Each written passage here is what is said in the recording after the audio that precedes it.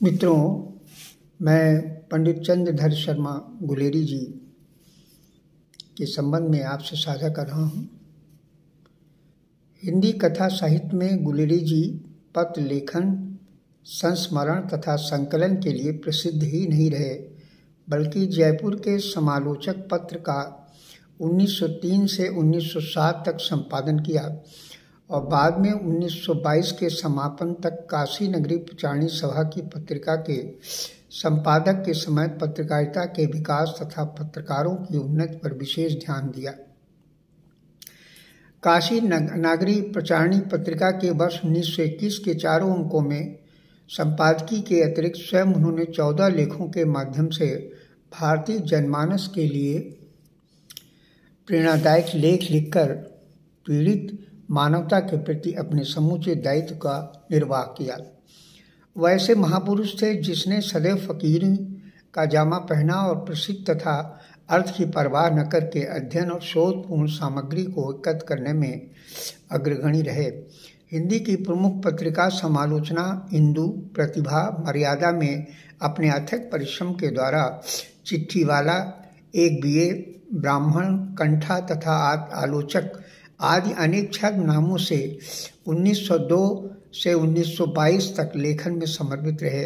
यह उनके जीवन का सर्वोत्तम काल कहा जा सकता है। पंडित चंद्रधर शर्मा गुलेरी जी को जब काशी विश्वविद्यालय के प्राच्य विभाग का अध्यक्ष बनने का सुअवसर प्राप्त हुआ, तब उन्होंने पुरातत्व खोज पर विस्तार पूर्वक चिंतन किया, जिसके कारण प्रसिद्ध पुरातत्ववेत्ताओं मनीषियों में उनकी गणना की जाने लगी। वो मृत्यु पर्यंत तक लेखन में जुटे रहे। वे अमर कथाकार, कुशल संपादक, प्रतिष्ठित निबंधकार होने के साथ ही भारतीय साहित्य के प्रमुख आलोचक थे। सर्वाधिक महत्वपूर्ण प्रयोग के उपरांत हिंदी के लेखकों तथा पाठकों के समक्ष जो कुछ लिखा तथा प्रस्तुत किया, उनमें पुस्तक, समालोचना और हिंदी में साक्षात्कार विधा का अभिनव प्रयोग के अतिरिक्त खोजपूर्ण सामग्री का एकत्रीकरण आदि था। उनके कठोर त्याग तथा तपस्या का जीवन चित्र आज हिंदी के इतिहास में अंकित है, जिस पर आज तक हिंदी एक आलोचकों का अध्ययन नहीं गया है। डॉक्टर नथन सिंह का शोध प्रबंध बालकृष्ण भट्ट और उनका युग तथा कृष्ण गोपाल पीयूष गुलेरी का शोध प्रबंध है। 20वीं शताब्दी का योगदान पंडित चंद्रधर शर्मा गुलेरी के संदर्भ में उनके नवीन सृजनात्मक किया विधा पर संक्षिप्त संकेत मिलता है। 1902 में समालोचना पत्र में से हमारी आलमारी तथा समालोचना स्तंभ के अंतर्गत पुस्तक समीक्षा का कार्य प्रारंभ कर चुके थे। उसके बाद 1904 में गुलेरी जी का अनुकरण करते हुए सरस्वती पत्रिका के संपादक ने समालोचना स्तंभ की शुरुआत की थी। गुलेरी जी का नाम उन सफल संपादकों में सदैव युग युग तक लिया जाता रहेगा, जिन्होंने हिंदी के लिए संघर्ष किया तथा नई नई विधाओं के सृजन के लिए जिए।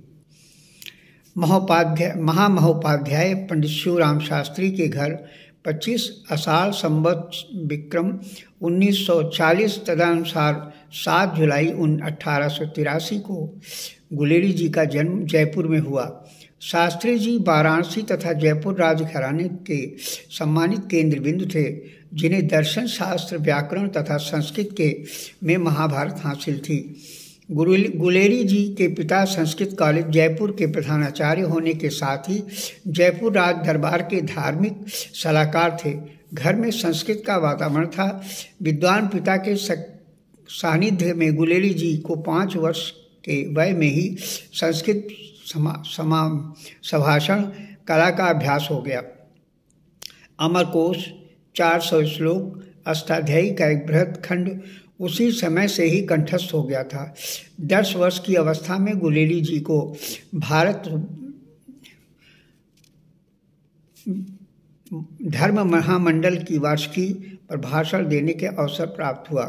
कहते हैं कि जिस समय बालक चंद्रधर ने अपना भाषण समाप्त किया, उस समय उपस्थित संस्कृत दिग्गज विद्वानों का समूह हतप्रभ तथा आश्चर्यचकित हो गया।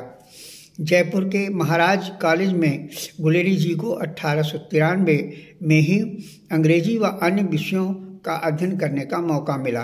1897 में मिडिल परीक्षा द्वितीय श्रेणी में उत्तीर्ण करने के उपरांत 1899 में इलाहाबाद विश्वविद्यालय से एंट्रेंस परीक्षा में प्रथम आए।